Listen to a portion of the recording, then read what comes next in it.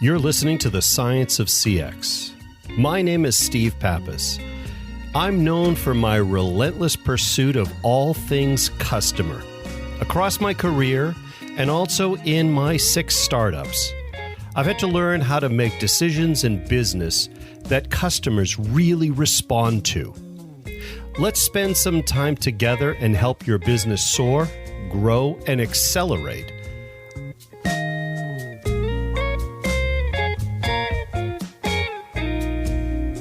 Well, welcome everybody to another episode of The Science of CX.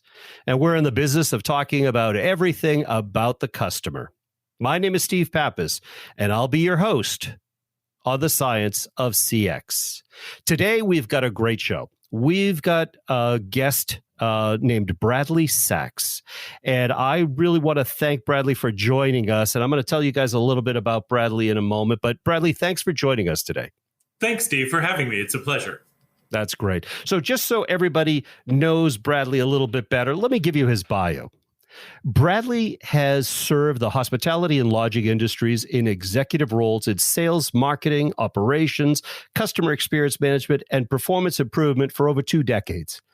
He's worked and collaborated with nearly all major lodging brands, including Marriott, Hilton, Hyatt, and for financial services clients, too. Since 2011, he has led the customer experience management practices for Delaware North, a privately held leader in hospitality and food service with global operations at high-profile places such as sports and entertainment venues, national and state parks, destination resorts and restaurants, airports, and regional gaming operations. The company's 60,000 associates and 30,000 volunteers serve more than 500 million guests annually, generating revenue of over $3 billion. Before joining Delaware North, Bradley served for 10 years as the managing partner of SHG Consulting Management, a boutique firm dedicated to hospitality and lodging industries, customer experience, and operational excellence, and as the chief operating officer for a leading North American lodging management and ownership company operating franchised and boutique hotels throughout North America. That's impressive, Bradley. I've got to say, that's a heck of a resume there. Thank you. It sounds tiring. I can just imagine some of the issues you must be faced on a day-to-day basis. But why don't we just jump into it? After reading your bio and some of the things that you've spoken on most recently, I've got a few questions for you. And one is, how do you look at CX and customer experience in organizations so that you can be more successful? Well, when I first joined Delaware North is a great example. They were very focused on service delivery, the interaction that occurred between an associate and a customer or guest, and leaving a lot of experience-related components off to the side. And so what we began to focus on was the idea that it is more than just a simple transaction. Customer experience is not about that transaction that occurs. It's really about the layers of the organization and how it organizes itself in the business that it does. And so we now look at it in what we kind of think of as 4 buckets. The first is leadership. Have strong, well-developed leaders that we invest in that focus on the associates and focus on their customers equally so that we can provide experiences that are memorable to our guests. Our service motto is actually creating special experiences one guest at a time, and we need strong leaders to be able to do that. The second bucket we look at is that of the associates. Our team members who represent Delaware North, whether they be volunteers or direct employees, to the customer, they're Delaware North. And often to the customer, they're our client. So if you are in a ballpark in Texas at the Texas Rangers, when you walk up to the concession stand to get your hot dog and a beer, to you, that's part of your Texas Ranger experience. And so giving associates the training, the empowerment that they need to be successful becomes our second bucket, and focusing on the associates and their engagement in their work, which in our business can be very challenging because we have some people who represent us to our customers who may only work 1 or 2 shifts in an entire year. And we also have folks who are with us every single day as a regular full-time associate. So it's a very diverse workforce. So focusing on our associates becomes that second bucket of importance in how we run our business. We then look at our partnerships. Because we are both a B2B and a B2C business, that bucket of partnerships focuses both on our clients and on our vendor partners, people who we conduct business with in order to do our business. And what are our relationships with them like? Are they win-win relationships? Are they relationships where we're always trying to get a little bit of an edge over a vendor or over a client, which is not what we're trying to do. We're trying to create a long-term lasting partnership. We still have many of our original clients, which were in Major League Baseball, decades and decades later, as still our clients, because the relationship becomes the important factor. And then the last bucket is customer experience, all the pieces of that puzzle that one does to manage customer experiences with journey mapping, customer feedback or voice of the customer, really all of the science aspects of customer experience then come into that last bucket. But for us, it's important first to have good leaders, great associates, strong partnerships, and then we can focus on the science of CX. Wow, that's great. It strikes me, in just reading enough about Delaware North, that it's a massive organization, right? It covers a lot of territory, a lot of states, countries, and various types of businesses.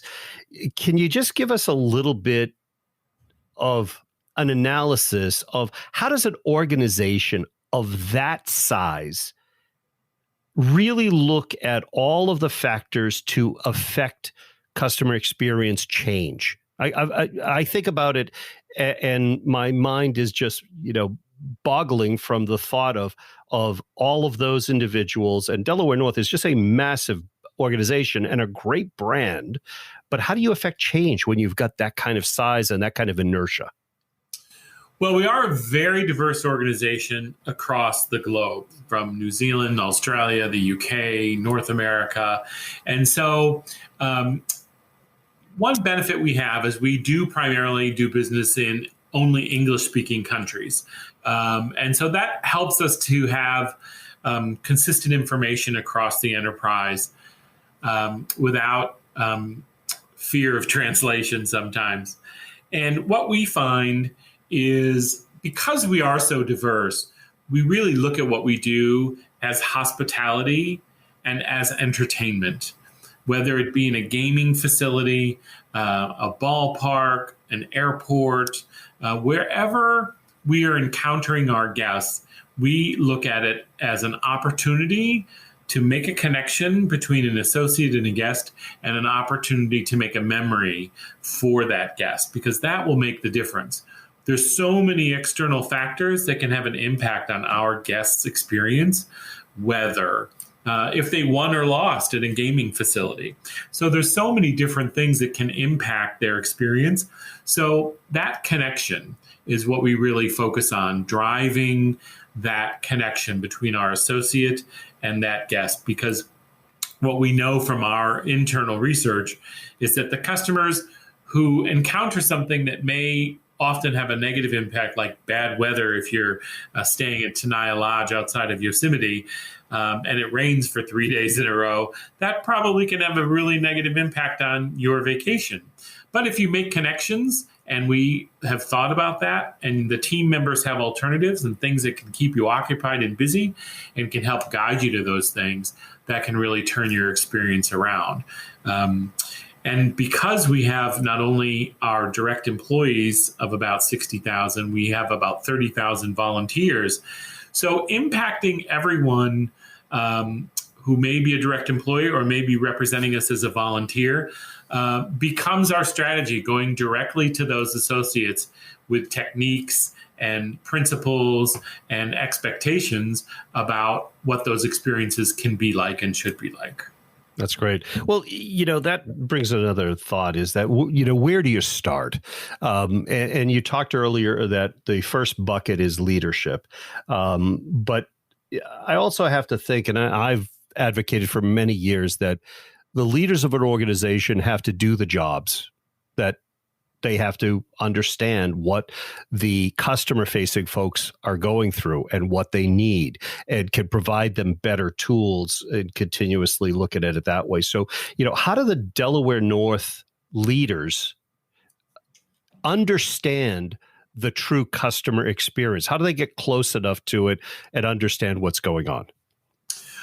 Well, we're fortunate enough that being a large organization with a lot of human resources, many of our leaders come up through the ranks of the organization. Okay. We do always inject people from outside because they have fresh ideas and new ways of looking at things, which is very beneficial to any business. But developing our leaders within becomes an important component of keeping our leaders connected.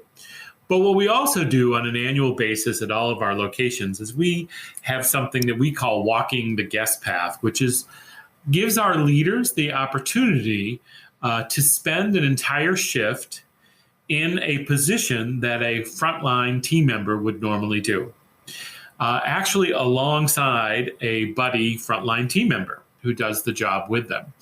That gives them the opportunity to act as a players club concierge in a casino, to do dishes in the dish room of a resort, to be a front desk agent at one of our hotels. So it gives our executive leaders, and our co-CEOs actually participate as well. And so they not only get the chance to see what happens from an associate's perspective, but they also get to understand from a customer's perspective how they're viewing our business, because they're interacting with those customers for that shift and understanding what they like, what they don't like. And customers aren't shy, which is great, and they will tell you what they like, what's good, what's bad, what needs improvement. And the best reactions are always from our guests. They are the ones, when you learn that the CEO of the organization is the person checking you into your hotel, and they'll tell you, and they'll introduce themselves, and they'll explain, I'm sorry, I'm a little slow because I don't usually use this particular piece of software. That's amazing to see the impact on everyone involved, the associate, the leader, and our guests. And so that annual walking the guest path is a great way that keeps us all connected to not only the customers, but our frontline associates. That's great. That's great.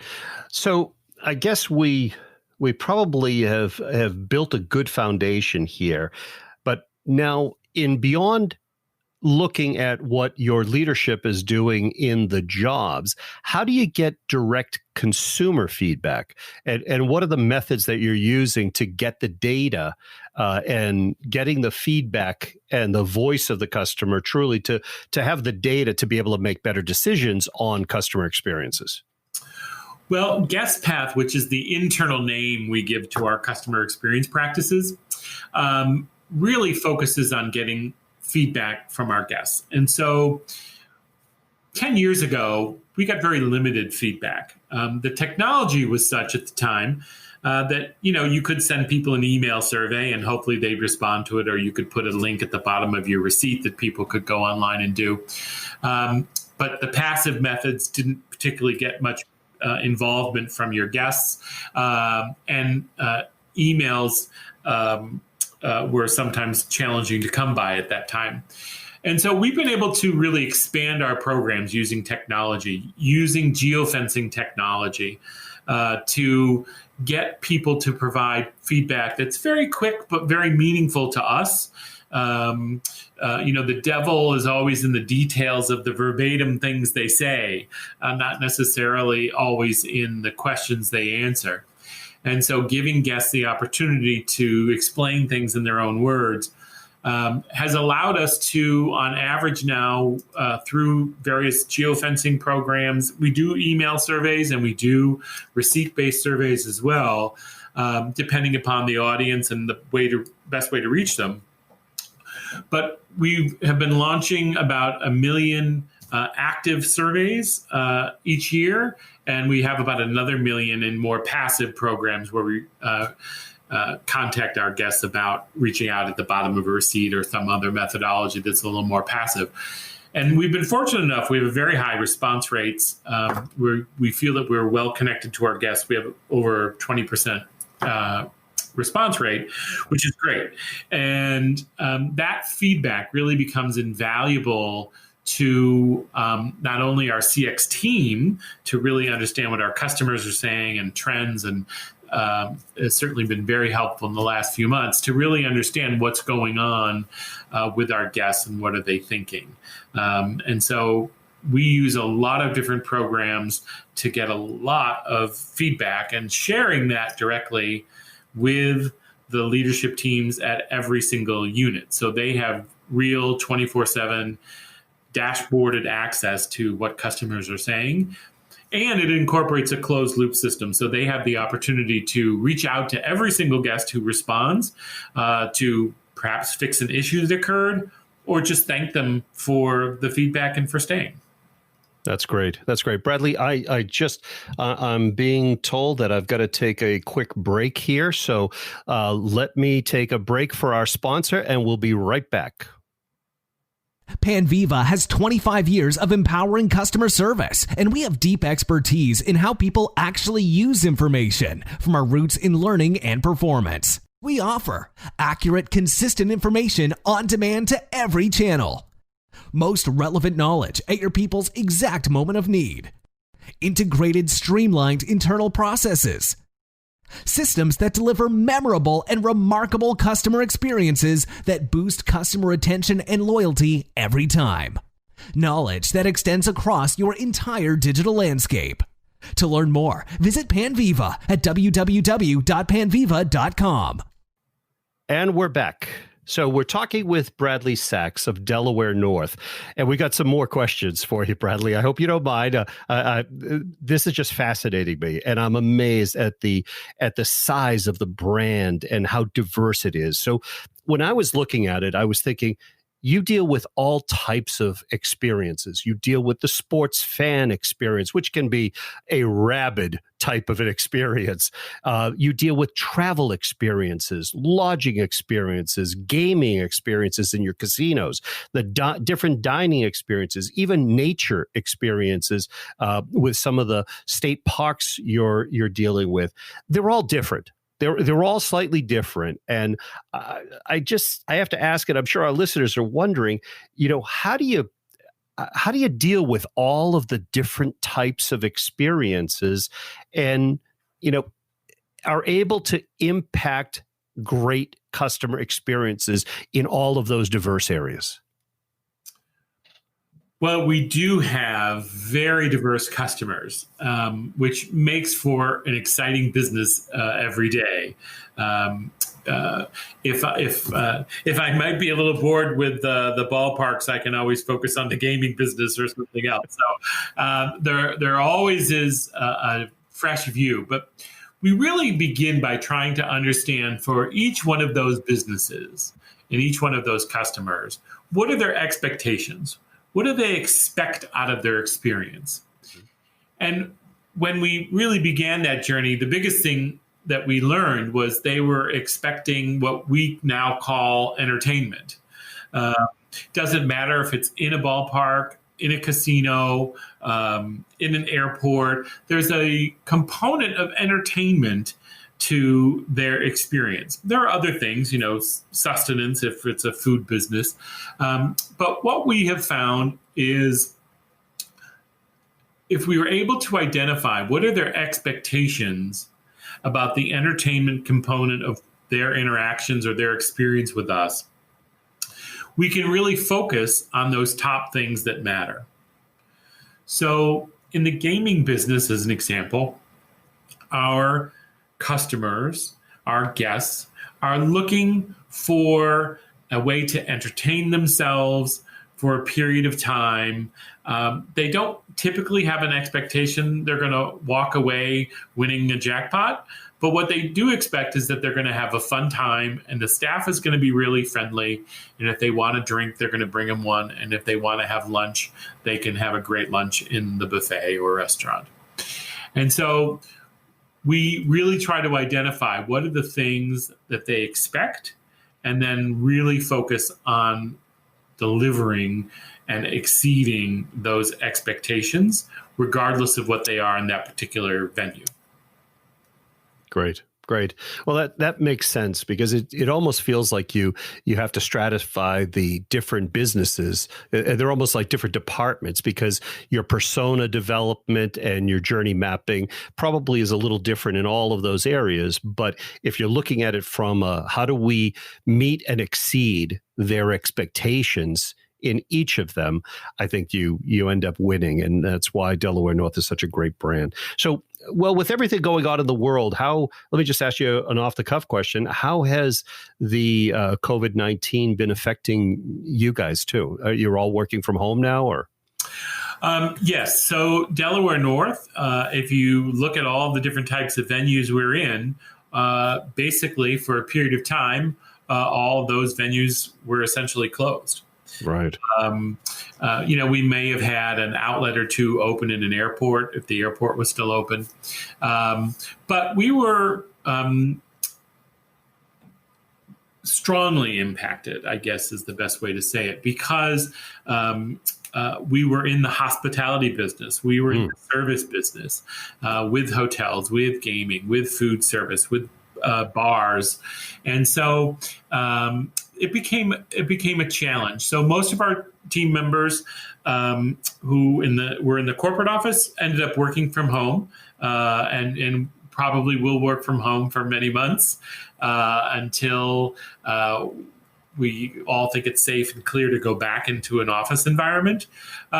So it did have a big impact on our business. I think what it has done is allowed us to think more about alternative ways to conduct our business. If you're going into a resort and you may have done X and Y and Z as your activities, what can we add to that portfolio of activities where you feel safe and comfortable? So as an example, and I'll go back to Tenaya Lodge that I mentioned earlier. So we have a typical kind of resort hotel style building, but what we also have is 50 cabins. And so people feel very safe in those cabins. They are just with their family. It's their own building. They open the front door and there's the outdoors. And so focusing on pieces of our business that made sense during this time, like the cabins at Tenaya, or we have cabins in many of our other lodges as well, that has provided not only our business with a path forward, but it's also provided customers and our guests with a path forward. I can be just with my family in my cabin. I can make my dinner if I want to, and I can do that and feel very safe. So it's provided us with thinking about alternative ways and alternative parts of our business to focus on. Well, I got to tell you that with all that's going on, I was probably 125 to 160 hotel nights a year traveler. Mm-hmm. And so I travel an awful lot, and I'm dining out an awful lot. But that I've been able to deal with. The fact that I can't go to a concert every few weeks, the fact that I have not been able to go to a casino. For me, the entertainment is the gap in our lives, right? Because that is our escape, our way of getting away from the day to day. Has Delaware North been thinking about how to fill the gap that people have been really feeling and not having these entertainment things as part of their lives?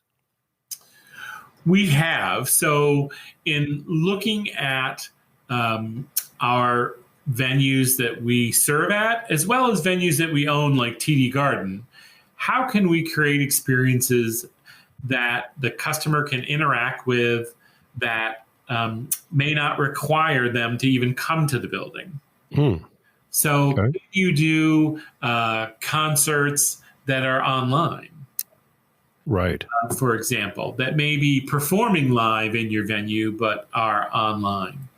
Of course, from our perspective of food and beverage concessions, it's not necessarily the same revenue stream, but what it does is it keeps people connected to your business, and it keeps people connected to our operating businesses that they see it's still a form of entertainment. So just before we got into the COVID situation, we launched some online gaming opportunities at Delaware North from our gaming division. And so that allowed us to keep certain people, our players, connected to our gaming facilities. And so taking advantage of technology especially has been very helpful in dreaming up new ways to entertain our guests, as well as keeping our guests informed about what businesses have reopened, like our restaurants in Disney Springs in Florida. And so that technology really has where we have found the opportunities to fill most of those gaps. Well, that's great. Well, this has been a great time to sit down with you, Bradley, and I thank you for imparting your expertise and your wisdom for our listeners. Let me just go over where they might be able to get in touch with you. If you want to learn more about Delaware North, you could go see them online at delawarenorth.com, and you could see all of the various assets that they've got all around the world, from sports teams. They own the Boston Bruins to large arenas, venues, casinos, hotels, and many, many more. And you'll be quite impressed with the fact that you're probably interacting with Delaware North a lot more than you thought in the past, but just didn't know the name necessarily. And if you want to learn more about Bradley Sax, you can find him at shgonline.com. Bradley, this has been a real pleasure, and thank you for stopping by and being on our show today. It's been a joy to chat with you, Steve, and it's been a joy to talk about customer experiences. This has been great. Stay safe, stay healthy, and we will see you all on the next episode of The Science of CX. You've been listening to The Science of CX. My name is Steve Pappas. I really hope you've enjoyed this episode. And if you have, the highest compliment that you can give us is to subscribe, rate, and review The Science of CX. Thanks, and we'll see you in the next episode.